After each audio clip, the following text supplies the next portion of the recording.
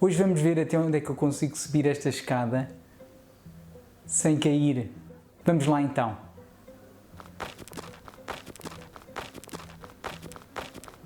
Ups, que grande trambolhão! Para sabermos até onde é que eu consigo subir na escada antes que a escada comece a deslizar, vamos considerar aqui o esquema da escada, que está encostada aqui à parede e assenta aqui no chão. Vamos considerar que a escada tem um comprimento L, que a massa da escada é um M minúsculo e que eu tenho uma massa que corresponde ao dobro da massa da escada. Este ângulo vamos considerar que é de 60 graus e vamos considerar também que há atrito entre o chão e a escada, mas não há atrito entre a parede e a escada. Esta distância D é a distância que eu consigo subir até a escada começar a deslizar. Se eu ultrapassar este D, a escada desliza. Ora, e o que nós pretendemos determinar é o D a dividir por L, a fração de escada que eu consigo subir antes dela começar a deslizar aqui para o lado esquerdo e a deslizar aqui na parede. Vamos resolver este problema usando a segunda lei de Newton, tanto para a translação como aquilo que normalmente se designa para a rotação. Para isso, vamos começar por desenhar o diagrama de corpo livre da escada. Isto é, vamos indicar todas as forças a que a escada está sujeita. Vamos começar então com as forças de contacto. Vamos começar aqui em baixo, pela força que o chão exerce na escada, perpendicularmente às superfícies em contacto. Vou-lhe chamar N1. Não vou representar já a força de atrito e já vamos ver porquê. Vou representar agora a força que a parede exerce na escada. Não esquecer que uma escada, normalmente, o sítio onde nós pomos os pés, tem um formato cilíndrico. Isto é, independentemente da inclinação da escada, a força que nós estamos a exercer na escada é vertical. Isto, embora pareça aqui uma rampa, isto não é uma rampa. Quando eu aqui vou colocar o pé, estou a aplicar uma força aqui na vertical. E, portanto, a força que eu aplico na escada é uma força vertical. E atenção, aqui eu vou representar, isto é a força. Vamos fazer isto para um caso mais genérico em que temos um rapaz ou um homem, a força que o homem exerce na escada. Não é o peso ou a força gravítica de quem está aqui em cima, do homem. Porque quando eu vou olhar para o homem, no homem são aplicadas estas duas forças, a força gravítica do homem e a força que a escada, neste caso o degrau, exerce no homem, que é uma força que é exercida no homem. É a força que a escada exerce no homem, a força que a escada exerce no homem. O homem não tem qualquer aceleração na vertical. Logo, o somatório destas duas forças vai ter que ser um vetor nulo. Para que isso aconteça, elas já têm a mesma direção, têm sentidos opostos, os módulos têm que ser iguais. Logo, o módulo deste vai ser igual ao módulo deste, que corresponde ao módulo da força gravítica. Ora, isto é a força que o homem exerce na escada. Estas duas forças, a força que o homem exerce na escada e a força que a escada exerce no homem, são para ação-reação. Logo, ambas vão ter o mesmo módulo. Mas isto, mais uma vez lembro, isto não é a força gravítica do homem. Tem o mesmo modo da força gravítica do homem. Ainda há mais uma força de contacto, que é a força de atrito que o chão exerce aqui, mas eu ainda não a vou representar, porque agora vou representar a força que a Terra exerce na escada, que ao fim e ao cabo é a força gravítica da escada, que é aplicada exatamente no centro da escada, isto é, a distância daqui a aqui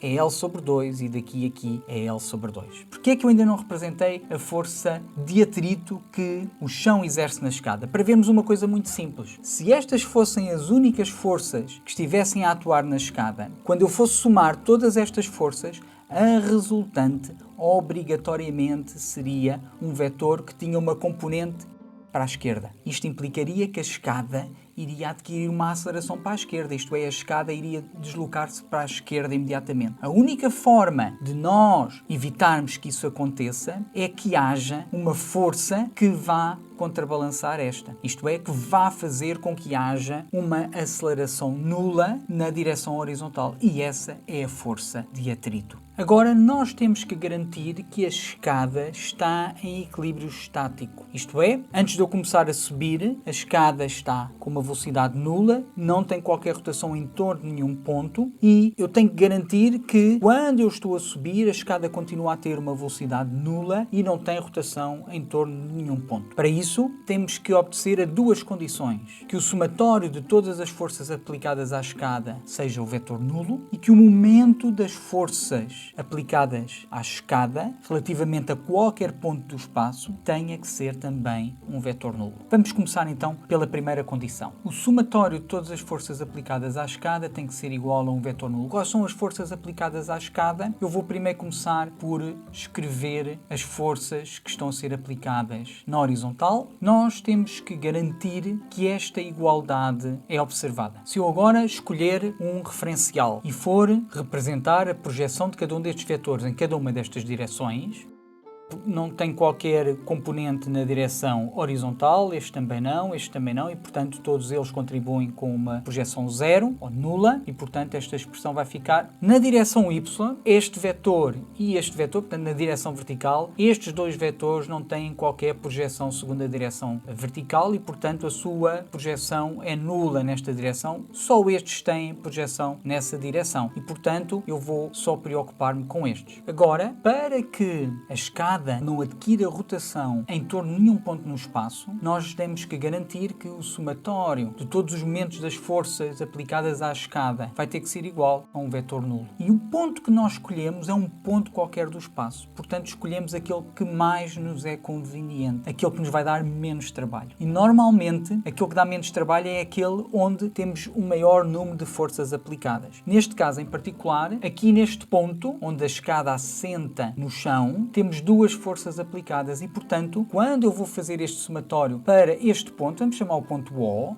aqui, ponto O, para este ponto, estas duas forças não vão realizar qualquer momento de força relativamente a este ponto. Só estas três é que vão realizar. Portanto, ao fim e ao cabo, este somatório corresponde apenas ao somatório de 3 momentos de força. Se nos lembrarmos como calculamos o momento de força, e se não se lembram, vejam o vídeo indicado aqui em baixo, vemos rapidamente que o momento desta força, da força que o homem exerce na escada, aponta para dentro do ecrã, que o momento da força gravítica da escada realiza em relação a este ponto, aponta também para dentro do ecrã, e que o momento desta força relativamente a este ponto aponta para fora do ecrã. São tudo vetores perpendiculares ao ecrã. Este aponta para dentro do ecrã, este também para dentro do ecrã e este para fora do ecrã. Todos estes vetores só têm projeção segundo a direção perpendicular ao quadro. Se eu considerar este sentido, aquele que aponta para dentro do ecrã, como sendo positivo, este obrigatoriamente será o negativo. Agora, para calcularmos o módulo deste momento de força, ao fim e ao cabo vai ser o módulo FHE vezes o braço. E se não se lembram da definição de braço, podem ver o vídeo que está indicado aqui em baixo. Porque a definição de braço agora é extremamente útil, porque a menor distância entre a linha que representa a direção de aplicação desta força e ponto relativamente ao qual nós estamos a calcular o momento da força. E esta distância, neste caso em particular, é d cosseno de θ.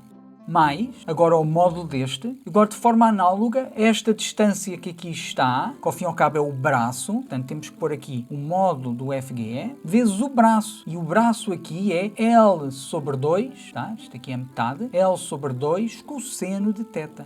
E agora temos aqui menos, porque este está projetado no sentido contrário àquele que estabelecemos por um positivo, menos, já não vai caber aqui, vou passar para aqui para este lado. O módulo de N2, vezes, agora, qual é que é o braço? O braço é esta distância aqui, que ao fim e ao cabo é L seno de θ. Isto vai ser igual a 0. Estas são então as três equações que nós obtemos da segunda lei de Newton e da segunda lei de Newton para a rotação, mas nós queremos ao fim e ao cabo saber qual é que é o valor máximo de D que nós aqui podemos ter antes da escada começar a deslizar aqui no chão. O instante em que isso pode começar a acontecer é quando o módulo da força de atrito estático corresponde ao módulo da força de atrito estático máxima. Não esquecer que o módulo de atrito estático pode ir de 0 até um valor máximo, e o valor máximo é dado pelo módulo, neste caso em concreto, de N1 vezes o coeficiente de atrito estático. Para determinar o D que pretendemos, temos que dizer que este FE é igual ao coeficiente de atrito estático vezes NU. Isto é a condição para nos garantir que temos aqui o D máximo. Se nós dermos mais um passinho na escada, isto começa a deslizar. Agora, o resto da resolução do problema é só manipular estas equações que nós aqui temos para chegar, então, à fração da escada que eu consigo subir imediatamente antes da escada começar aqui a deslizar. Imediatamente antes, porquê? Porque é a situação em que eu tenho a força de atrito estática máxima, ou o modo da força de atrito estática máxima. Então este resultado vai ser, se substituirmos os valores que são aqui fornecidos, isto é, nestas condições, nós conseguimos subir praticamente 80% do comprimento da escada. Como é que nós podemos agora verificar que efetivamente este resultado está certo? Primeiro, podemos fazer uma análise dimensional. Deste lado da equação temos uma quantidade adimensional, porque é o quociente entre duas distâncias. Logo, deste lado também temos que ter uma quantidade adimensional. E realmente isso acontece. Tangente θ é adimensional e o coeficiente de atrito estático também é adimensional. O 3/2 e 1/4 são números reais e, portanto, não têm dimensão. Logo, este lado também